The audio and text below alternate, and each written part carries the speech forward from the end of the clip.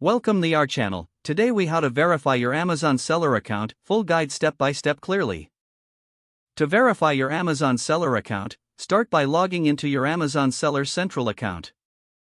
Navigate to the settings menu located on the upper right corner of the page. From the drop-down menu, select Account Info.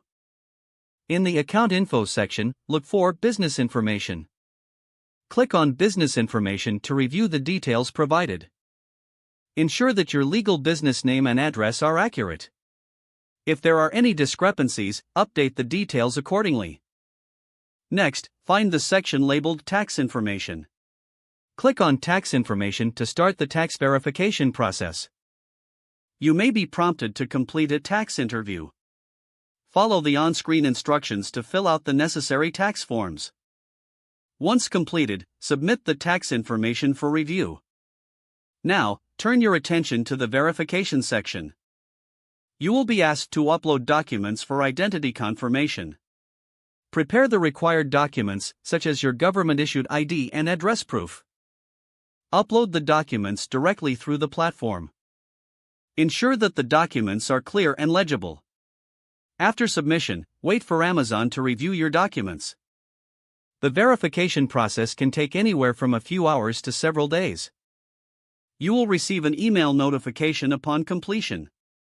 If additional information is required, follow the instructions provided in the email. Once verified, you will gain access to full selling privileges on Amazon.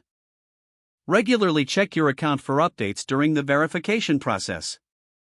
If you encounter any issues, utilize Amazon's help and support resources.